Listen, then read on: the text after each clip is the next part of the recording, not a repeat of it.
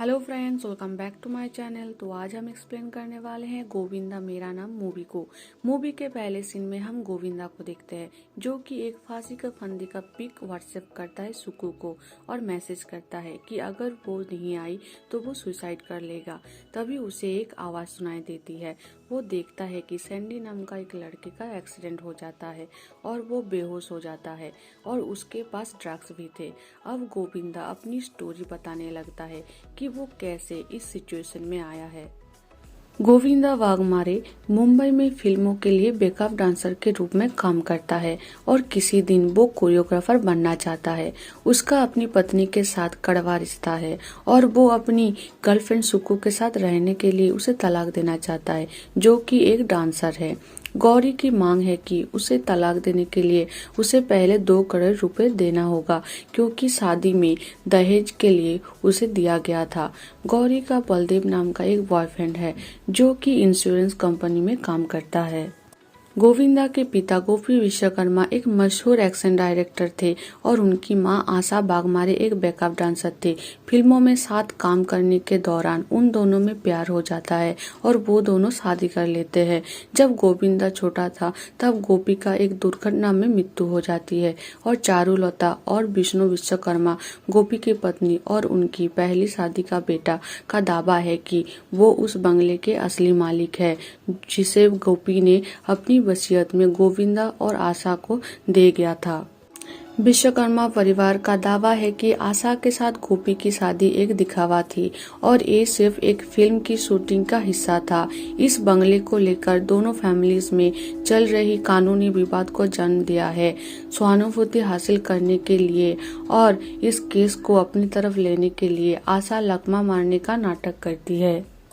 गोविंदा गौरी को मारने के बारे में सोचता है और गोपी के पुराने दोस्त इंस्पेक्टर जावेद से एक बंदूक लेता है, लेकिन वो उसे मारने की हिम्मत नहीं जुटा पाता। जावेद बंदूक के लिए 2 लाख रुपए गोविंदा से मांगता है पर वो उसे नहीं दे पाता, इसीलिए जावेद उसे हमेशा धमकी देता रहता है। गोविंदा का लॉयर उसका फ्रेंड है। वो उसे अजीत धारवाड़ के बारे में बताता है जो कि बहुत रिच है और ड्रग्स का सप्लायर भी है। उसका बेटा सैंडी एक म्यूजिक वीडियो बनाना चाहता है और कोरियोग्राफी के लिए उसने गोविंदा का नाम सजेस्ट किया है और एक मीटिंग भी फिक्स किया है। नेक्स्ट डे गोविंदा, सुक्कू और कौस्तुभ अजीत धारवाड़ के घर में जाते हैं सैंडी के म्यूजिक वीडियो बनाने के मीटिंग के लिए। अजीत धारवाड़ को पता है उसका बेटा नालायक है, पर जो भी है वो उसका बेटा है और इसीलिए वो सैंडी के गाने में म्यूजिक वीडियो बनाने के लिए राजी हो जाता है। गोविंदा को इसमें 8 लाख रुपए मिलेंगे। वहां से आते वक्त कौस्तुभ गोविंदा को उसके सौतेले भाई से मिलने को कहता है और आउट ऑफ सेटलमेंट करने के लिए मनाता है। गोविंदा मान जाता है। इस तरफ विष्णु एक बिल्डर से मिलता है जो उसे अभी कुछ पैसे देने के लिए तैयार है, जिससे वो गोविंदा को कुछ पैसे देकर हवेली ले सकता है। इसके बाद गोविंदा एक चौल में जाता है अपनी माँ और वकील के साथ आउट ऑफ कोर्ट सेटलमेंट के लिए। विष्णु वहां आके उसे एक ऑफर देता है। गोविंदा को लीगली वो हवेली विष्णु के नाम पर करना होगा। उसके बदले में विष्णु उसे 40 लाख की 2 खोली देगा। उसी चौल में नाइकी की जूते भी देगा और उसके माँ के लिए इलेक्ट्रिक व्हीलचेयर भी देगा।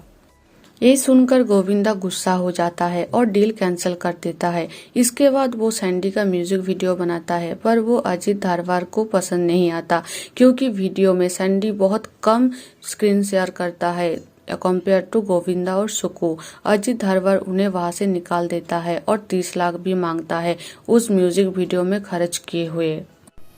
इन सब से सुक्कू गोविंदा के ऊपर गुस्सा हो जाती है क्योंकि इस तरह गोविंदा कभी गौरी को तलाक नहीं दे पाएगा और सुक्कू से शादी भी नहीं कर पाएगा। सुक्कू गुस्सा होकर चली जाती है।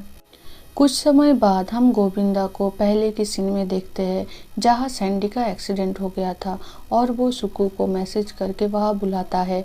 सुक्कू वहां आकर उसे ड्रग्स के पैकेट्स को बेचने के लिए कहती है क्योंकि उन पैकेट्स का कीमत करोड़ों में था। इसके बाद वो दोनों गोविंदा के घर जाते हैं और गौरी को फर्श पर मरा हुआ देखकर चौंक जाते हैं, मानो किसी ने उसकी मर्डर कर दिया हो। उन दोनों को नहीं पता था कि किसने उसका मर्डर किया है, पर पुलिस को उन पर शक न हो इसलिए वो दोनों सभी सबूतों को हटा देते हैं और गौरी की बॉडी को बाहर बगीचे में दफना देते हैं। अगली सुबह मंजू आती है, फर्श पर खून के धब्बे के साथ टूटे कांच का एक टुकड़ा पाती है। वो गौरी की मर्डर के लिए गोविंदा पर शक करती है और ये बात वो इंस्पेक्टर जगत को कह देती है। इसके बाद हम सुक्कू को देखते हैं, जो विष्णु के लिए काम कर रही थी और उसे जानकारी दे रही थी जो बंगले के मामले में उसकी मदद करेगा। बलदेव गोविंदा से भिड़ जाता है और कहता है कि उसे गौरी की हत्या के लिए उस पर शक है, क्योंकि वो जानता है कि उसने गोविंदा के साथ नॉमिनी के रूप में 2 करोड़ का जीवन बीमा करवाया था। अपने वकील कौस्तुभ के एडवाइस पर गोविंदा और आशा ने बंगले को विश्वकर्मा परिवार को 2 करोड़ में बेचने और कहीं और बसने का फैसला कर लेते हैं। इसी बीच सैंडी अपनी कार से गायब ड्रग्स को देखकर चौंक जाता है। विष्णु अजीत को फोन करके कहता है कि गोविंदा के पास उसके ड्रग्स है। अजीत जावेद को कॉल करके उसे हिरासत में लेने के लिए कहता है। पुलिस गोविंदा के घर की तलाशी लेती है, पर वहां उन्हें ड्रग्स नहीं मिलता। मंजू से पता चलता है कि सुक्कू गोविंदा की गर्लफ्रेंड है, तो पुलिस सुक्कू से पूछताछ करती है। सुक्कू कहती है कि गोविंदा ने ही गौरी की हत्या की है और उसे दफना दिया है। पुलिस ने घर के बाहर जमीन खोदती है, पर वहां उसकी बॉडी नहीं मिलती, जिससे सुक्कू हैरान हो जाती है। इसके अलावा गोविंदा दावा करता है कि उसका और गौरी का पहले से ही तलाक हो चुका है, तो अब उसे नहीं पता कि गौरी कहाँ है। पुलिस को सुक्कू के घर पर ड्रग्स का पैकेट मिलता है, तो वो सुक्कू को गिरफ्तार कर लेते हैं। गोविंदा के खिलाफ कोई सबूत न मिलने पर पुलिस को उसे छोड़ना पड़ता है। गोविंदा सुक्कू को एक सुझाव देता है कि पुलिस को वो उसके घर पर पाए गए ड्रग्स की जांच करने के लिए कहे और इंस्पेक्टर जावेद के घर में तलाशी लेने के लिए कहे और अजीत धारवार के घर में भी। जांच से पता चलता है कि सुक्कू के घर में जो ड्रग्स मिला था वो असली नहीं है। इंस्पेक्टर जावेद के घर में कुछ ड्रग्स के पैकेट मिलता है, तो पुलिस उसे गिरफ्तार कर लेती है, क्योंकि इससे पता चलता है कि उसने ही ड्रग्स चुराया होगा। पुलिस छापेमारी करती है अजीत के घर में भी, वहाँ उन्हें बहुत सारा ड्रग्स मिलता है। विष्णु और उसकी मां को बंगला मिलने के बाद पता चलता है कि गोपी ने उस जमीन को इल्लीगल तरीके से खरीदा था जिसमें उस बंगले को बनाया गया है। अब उसमें एक स्कूल बनेगा। उनके लिए एक बहुत बड़ी प्रॉब्लम क्रिएट हो गई थी, क्योंकि उन्होंने पहले ही वो जमीन और बंगला एक एजेंट को 150 करोड़ में बेच चुके थे। पुलिस सुक्कू को छोड़ देती है, क्योंकि उसके पास जो ड्रग्स मिला था वो असली नहीं था।